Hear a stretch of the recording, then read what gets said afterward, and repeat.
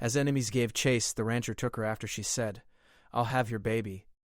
The ranch sat far away from the main road, surrounded by open land and long fences that stretched toward the hills. It was a quiet place, the kind of place people forgot about. The rancher liked it that way. He had built his life around silence, hard work, and routine.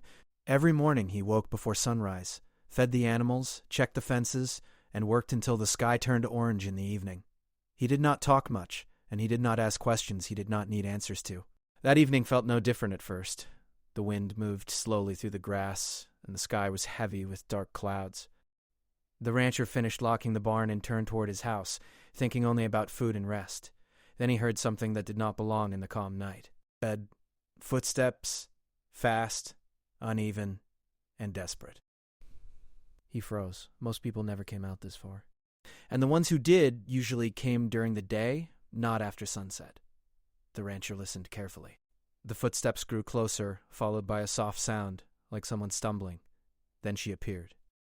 She came out of the darkness near the fence line, her clothes dirty, her hair tangled, her face pale with fear. She could barely stand. When she saw the rancher, she stopped as if she had run into a wall.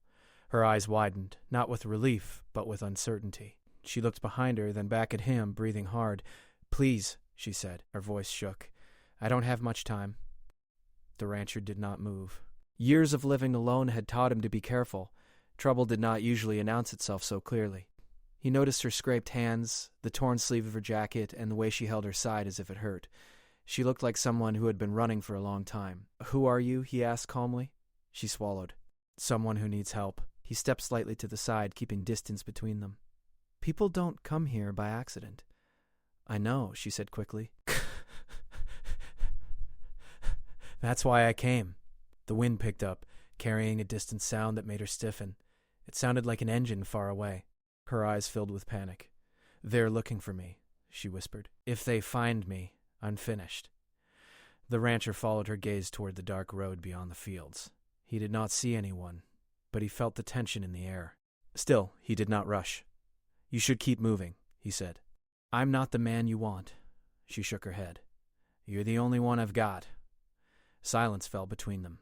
The clouds hid the moon, and the land felt darker than usual. The rancher studied her face. Fear like that could not be faked easily. Whatever she was running from, it was real to her. "Come inside," he said finally. "Just for now." Relief washed over her face so quickly it surprised him. She nodded, unable to speak, and followed him toward the house. She walked slowly, wincing with each step. Once inside, the rancher locked the door without thinking. It was something he rarely did. The house was simple. One table, 2 chairs, a small kitchen, and a fire burning low in the corner. The woman looked around as if expecting someone else to be there. "You live alone?" she asked. "Yes," he replied. He poured her a glass of water and placed it on the table. She drank it in small, careful sips, as if afraid to waste a single drop. Her hands were shaking. The rancher noticed but said nothing. After a moment he asked, "What did you do?" Her head snapped up. "Nothing, I swear." "I asked why someone is chasing you." She looked down at her hands. For a long time she did not answer. The fire cracked softly in the corner. "I saw something I wasn't supposed to see," she finally said. "And now they want to make sure I never talk about it." The rancher leaned back slightly. That kind of trouble was exactly what he had avoided his whole life. "You should go to the authorities." She let out a short, bitter laugh. "That's where it started." That answer made his chest tighten. He had learned long ago that not all power was clean, and not all help was safe. He stood and walked to the window, looking out into the dark fields. "How long until they reach here?" he asked. She hesitated. "I don't know. Could be minutes. Could be hours." As if on cue, a faint sound echoed again in the distance. An engine, closer this time. Her breathing grew fast. "Please," she said again. "I won't bring this to you for long. I just need a place to hide. Just one night." The rancher closed his eyes briefly. One night could become a lifetime of consequences, but turning her away felt like a choice he would never forget. "You can stay," he said, "but we do this my way. Anything." He showed her a small room in the back of the house and told her to rest. Before closing the door, he paused. "If you lie to me," he said, "I won't be able to protect you." She met his eyes. "I understand." As the door closed, the rancher stayed standing there, listening. The land outside was no longer silent. Somewhere beyond the fences, danger was moving closer. He did not know who she really was, or what secrets she carried, but one thing was clear. His quiet life was over. The night passed slowly, filled with sounds the rancher had not noticed before. Every creak of the house, every rustle of wind outside made him alert. He sat at the small table with a cup of coffee he did not drink, listening and thinking. He had let a stranger into his home, something he had never done before. He told himself it was only for one night, only until she was safe enough to move on. Still, a heavy feeling sat in his chest. From the back room, he heard her moving, then coughing softly, as if trying not to make noise. After a while, the sounds stopped. He wondered if she had finally fallen asleep or if fear kept her awake just like him. When the sky began to turn gray, the rancher stood up and stepped outside. Morning air was cool and calm. The land looked peaceful, almost too peaceful for the danger he felt inside. Terrible, worried. He checked the fence line closest to the road. Tire marks were faint but fresh. Someone had passed by during the night. His jaw tightened. He returned to the house and quietly knocked on the back room door. "You awake?" he asked. "Yes," she answered quickly. The door opened a little. She looked tired, her eyes red, but there was a bit more strength in her face now. "You hungry?" he asked. "Very. Very." They ate in silence. The rancher cooked simple food, nothing fancy. She ate slowly at first, then with more need, as if she had not eaten properly in days. When she finished, she rested her hands on the table and took a deep breath. "Thank you," she said. "For this. For everything." He nodded once. "You need to tell me more." She looked away, then back at him. "I was hoping you wouldn't say that. If I'm going to keep you here," he said calmly, "I need to know what kind of danger I'm inviting." Then she spoke, her voice low. "I worked for people who do not like mistakes. I was just a helper at first. Papers, messages, small things. Well, I didn't ask questions. I didn't want to know more. But you did," he said. "Yes," she replied softly. "One night I was told to deliver a folder. It wasn't sealed. I saw names, numbers, plans, things that could ruin powerful people. I didn't understand everything, but I understood enough to know I was in trouble." "So you ran," he said. "I tried to pretend nothing happened," she said. "But they noticed." "I always notice." I was followed, watched.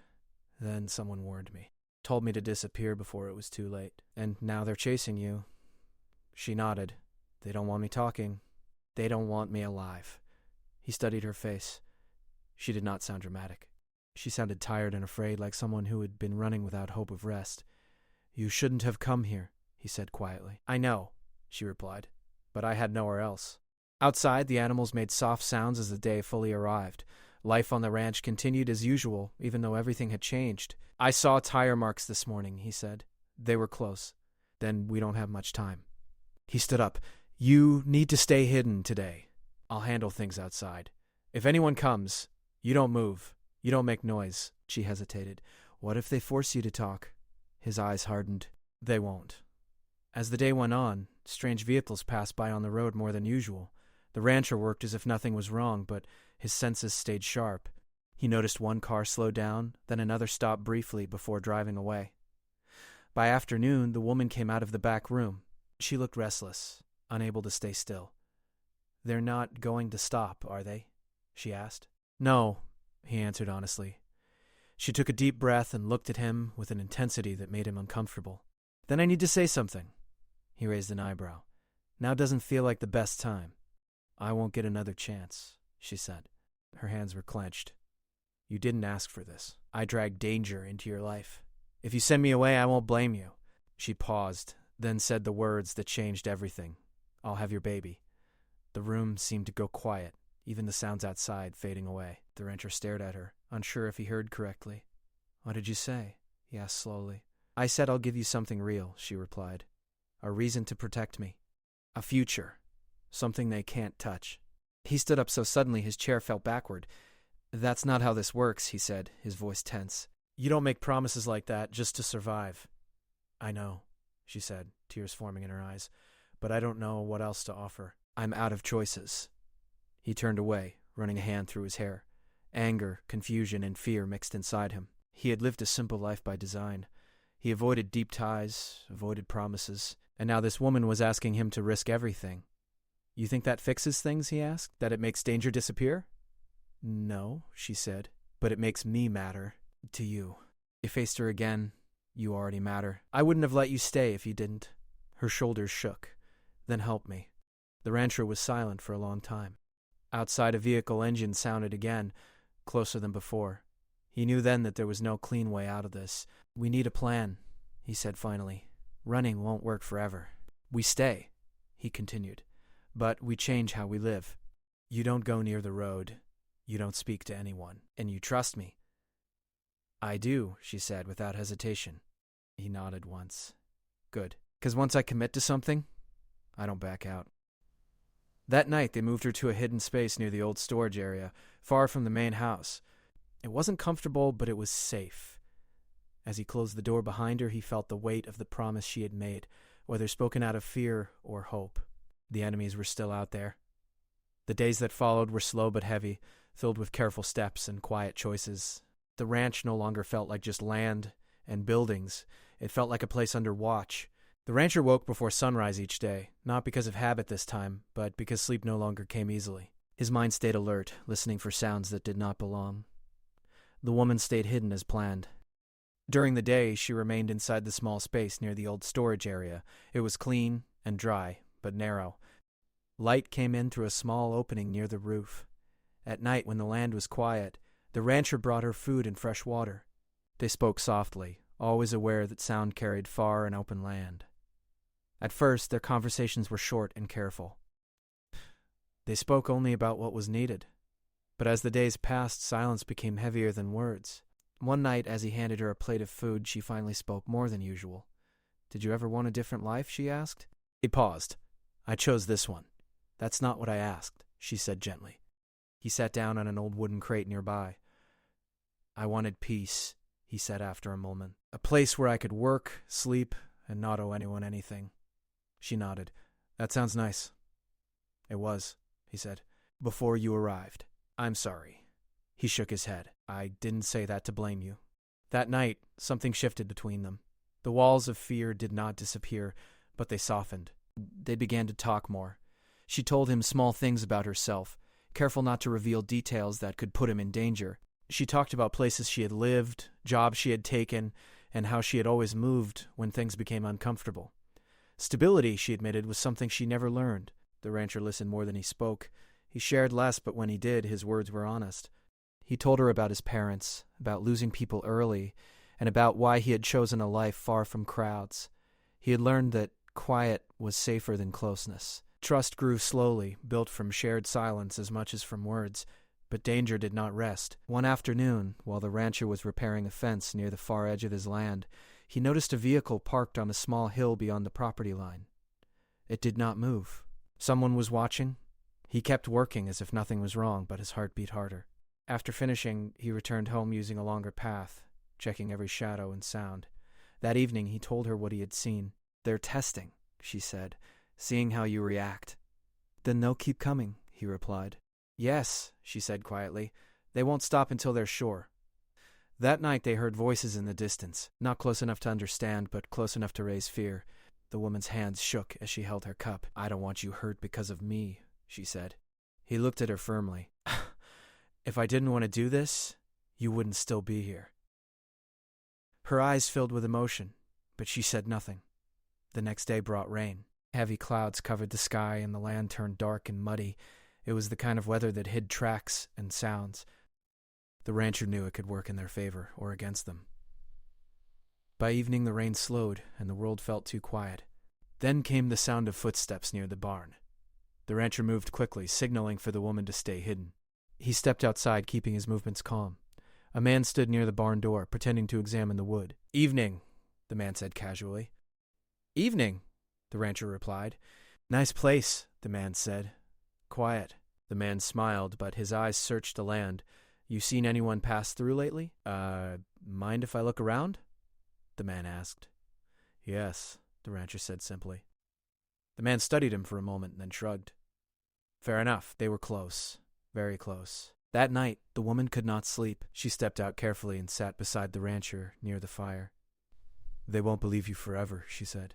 I don't need forever, he replied. Just long enough for the truth to catch up, he said. She looked at him with surprise. You think that's possible? I don't know, he admitted, but I won't let fear decide everything. That promise I made, she said softly. I didn't say it lightly. He looked at her, serious but calm. I know, but we're not living on promises. We're surviving on choices. She nodded. Then let me choose too. He considered her words. All right, he said, but carefully. From that day on, they worked together. She helped where she could, staying hidden but useful. She organized supplies, kept notes, and paid attention to patterns. She noticed things he missed, like how certain vehicles passed at the same times, or how strangers avoided looking directly at the house. Trust deepened. Fear was still there, but it no longer ruled every moment. One night, as they sat quietly, she spoke again. If we make it through this, she said, I don't want to run anymore. Neither do I. Outside, the land remained dark and uncertain. The enemies were still watching, still waiting for a mistake. But inside the quiet ranch, two people who had once lived only for survival were learning something new. They were no longer alone. The tension that had been building for days finally broke one quiet morning. The sun had barely risen and a thin mist covered the land.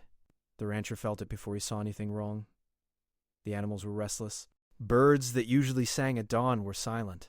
The land felt as if it was holding its breath. He stepped outside slowly, scanning the open fields.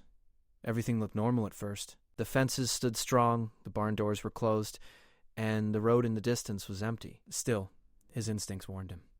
Something was coming. He returned inside and spoke softly. Stay hidden today, no matter what you hear. The woman nodded. I understand. He checked his supplies, made sure every door and window was secure, and moved with calm purpose. He did not panic. Panic made mistakes, and mistakes were dangerous. By late morning, the sound of engines reached the ranch. Not one, but several. The rancher stood near the window, watching dust rise on the road. 3 vehicles slowed as they approached his land. One stopped near the gate. The woman watched through a small opening in her hidden space. Her heart pounded. This was what she had feared. They had come in numbers now, no longer pretending to be casual. The rancher stepped outside before anyone could knock. He walked toward the gate with steady steps, his face calm and unreadable. 2 men stepped out of the lead vehicle. They wore plain clothes, but their posture showed confidence. They were not here to ask questions anymore. We know you're hiding someone, one of them said. I don't hide people, the rancher replied. I mind my business. That woman crossed lines she shouldn't have. This doesn't have to involve you. It already does, the rancher said firmly. The second man stepped closer. We can make this easy or very hard. The rancher looked past them at the open land he had worked his whole life to protect. You're not coming in, he said. The men exchanged a look. One of them raised a hand slightly, and another man began to move toward the side of the property. The rancher's voice sharpened. Leave, now. At that moment, the woman made a choice. Against his instructions, she moved quietly out of her hiding place and stepped into the open doorway of the house. She did not shout. She simply stood there, visible. The men noticed immediately. There she is, one of them said. The rancher turned, his eyes wide for just a moment. Go back inside, he said sharply. No, she replied, her voice steady despite her fear. I won't let you face this alone. The men began walking forward. The rancher stepped in front of her, placing himself between her and the danger. This ends now, one man said. The rancher felt a strange calm settle over him. He had made his choice days ago. This moment was only the result. You don't take people from my land, he said. Not like this. Tension filled the air. For a second, no one moved. Then distant sirens broke the silence. The men froze. The rancher did not smile, but his shoulders relaxed slightly. I made some calls, he said. People who still believe in doing things the right way. You said you didn't trust anyone? I said I don't trust easily, he replied. The sirens grew louder. The men cursed under their breath. One of them took a step back. This isn't over, he warned. Maybe, the rancher said, but it's not ending the way you planned. As official vehicles appeared on the road, the men retreated quickly, disappearing in a cloud of dust. The danger did not vanish completely, but the immediate threat was gone. The woman's knees nearly gave out as relief washed over her. The rancher turned to her and held her steady. You should have stayed hidden, he said, but his voice was gentle. I couldn't, she replied. Not anymore. They went back inside, both shaken. The rancher poured water for them. his hands steady but his eyes tired. "They'll come back," she said quietly. "Yes," he answered, "but not today." The rest of the day passed slowly. They stayed inside, listening, watching, waiting. By nightfall, exhaustion replaced fear. They sat near the fire, the quiet returning in pieces. "I thought I ruined your life," she said softly. He looked at her for a long moment. "You changed it," he said. "That's not the same thing." She nodded, tears shining in her eyes. "Thank you for standing up for me." "I didn't do it just for you," he replied. "I did it because some things matter more than comfort." That night, the ranch felt different. Still tense, still uncertain, but stronger. The enemies had shown their hand, and the rancher had shown his. Whatever came next would not be faced in silence or fear. The chase had reached its peak. Morning arrived quietly, as if the land itself was trying to heal from what had happened. Soft sunlight spread across the fields, touching the fences, the barn, and the house that had seen more fear in the past days than in many years before. The rancher stood outside, breathing in the fresh air. For the first time in a while, his chest did not feel tight. Inside the house, the woman woke slowly. She listened for sounds of engines or voices, but there were none. Only the wind, gentle and steady. When she stepped outside, she saw the rancher near the fence, repairing a loose wire like it was just another normal day. "You're up early," she said. "I never stopped," he replied with a small smile. They stood there for a moment, watching the land. The silence felt different now. It was no longer filled with fear, but with something closer to calm. Later that day, 2 official vehicles arrived again, this time without tension. The people who stepped out were calm, professional, and careful with their words. They spoke to the rancher first, then to the woman. Questions were asked, statements were taken, and details were written down. Nothing felt rushed. Nothing felt threatening. When it was over, one of them said, "You did the right thing by speaking up." The woman nodded, her hands shaking slightly. "I was afraid no one would listen." "Some people still do," the person replied. After they left, the ranch felt truly quiet for the first time in weeks. The woman sat at the table, staring at nothing in particular. "It's not over, is it?" she asked. "No," the rancher said honestly, "but it's moving in the right direction." She let out a long breath. "I don't feel like running today." "Then don't." Days turned into weeks. The danger did not disappear completely, but it faded into the background. No strange vehicles, no unexpected visitors. Life on the ranch slowly returned to routine. The woman no longer hid all day. She helped where she could, learning the rhythms of the land, finding comfort in simple tasks. They talked more now, about small things, about the weather, about food, about plans that did not involve fear. Sometimes they talked about the past, but never too deeply. Some wounds did not need to be opened to heal. One evening, as the sky turned gold, the woman spoke softly. "I meant what I said before." He did not answer right away. "I know," he said finally, "but I don't want your life to be built on fear or debt." She nodded. "Neither do I." They stood together, watching the sun disappear beyond the hills. The future was still unclear, but it no longer felt empty. Weeks later, confirmation came that the people chasing her could no longer reach her. The truth she carried had found its place. It was no longer just her burden. That night, they shared a quiet meal. No rushing, no looking over shoulders. "You could leave," the rancher said gently, "if you want." She looked around the room, then at him. "Do you want me to?" He thought for a moment. "No." She smiled, a real smile, free of fear. "Then I'll stay." Life did not suddenly become perfect. There were hard days, doubts, and moments of silence. But there was also laughter, shared work, and peace earned through courage. The rancher learned that protecting someone did not weaken him. It gave his life new meaning. The woman learned that safety was not a place to hide, but a place to stand without fear. What began as a chase ended as a choice, not forced, not promised, chosen.